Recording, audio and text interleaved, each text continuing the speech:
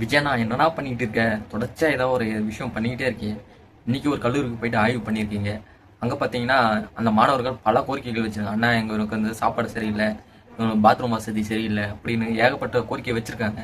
நீங்க உடனடியா பார்த்தீங்கன்னா என்னென்ன சொன்னாங்களோ அந்த இடத்தெல்லாம் போய் ஆய்வு பண்ணியிருக்கீங்களே, எப்படிண்ணா உங்களால முடியுது?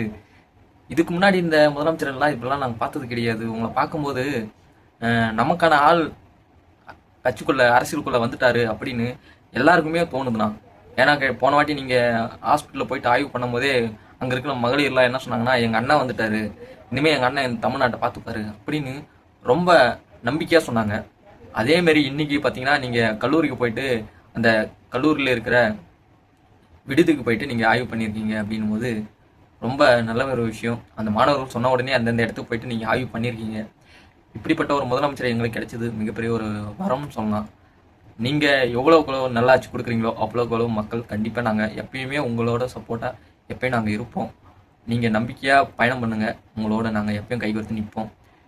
எதிர்க்கட்சிகள் தொடர்ச்சியா விமர்சனம் பண்ணிக்கிட்டு தான் இருக்காங்க. அவங்களோட வேலையே அதுதான். ஏன்னு கேட்டா அவங்க விமர்சனம் மட்டும்தான் பண்ண முடியும். அவங்க ஆட்சியெல்லாம் ஆள முடியாது இதுக்கப்புறம். ஆனா நீங்க 5 வருஷம் இந்த மக்கள் இப்படி கொடுத்துருக்காங்களே, இதை நீங்க கரெக்டா பயன்படுத்தினீங்க அப்படின்னா இன்னும் ஒரு 50 வருஷம் நீங்க மட்டும்தான். நீங்க தைரியமா வந்து நீங்க வந்து களத்துல இறங்கி செயல்படுங்க. நாங்க எல்லாருமே கூட நிக்கிறோம். இதே மாதிரி எல்லா மாணவர் விடுதிக்கும் ஒரு ஆய்வு நடத்த ஒரு முடிவு எடுங்க. எல்லாரும் போயிட்டு ஆய்வு பண்ணட்டும். ஏன்னா மாணவர்கள் ரொம்ப நல்லா படிக்கிற நல்ல தரமான ஒரு கல்வி அவங்களுக்கு நம்ம கொடுத்தாலுமே அவங்க அடுத்த ஜென்ரேஷன் இன்னும் ரொம்ப ஸ்ட்ராங்கா வலுவு உங்களுக்கு கை கோர்க்கும் விதமா கண்டிப்பா ஒரு இடத்துல வந்து நிற்பாங்க. அது என்னைக்குமே மாணவர்கள் மறக்க மாட்டாங்க. அதனால எல்லா விடுதிகளுக்கும் ஒரு ஆய்வு போகணும் அப்படின்னு இந்த வீடியோ மூலமா நான் சொல்றேன்.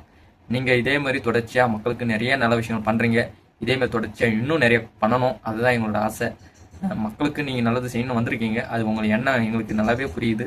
அதே மாதிரி பார்த்தீங்கன்னா எல்லா துறையிலையும் லஞ்சம் கொடுக்கறது தடுத்துருக்காங்க. அதுவே மிகப்பெரிய ஒரு விஷயம். இப்படிப்பட்ட ஒரு முதலமைச்சர் நாங்கள் எங்களுக்கு கிடைச்சது மிகப்பெரிய ஒரு வர பிரசாதம் சொல்லலாம். அப்படிப்பட்ட ஒரு முதலமைச்சரை நீங்கள் எங்களுக்கு கிடைச்சிருக்கீங்க. சிறப்பாக செயல்படுங்க. நாங்கள் எப்பவும் உங்களுக்காக சப்போர்ட் பண்ணி எப்பயுமே நாங்கள் இருப்போம் அப்படின்னு இந்த வீடியோ மூலமாக சொல்கிறேன்.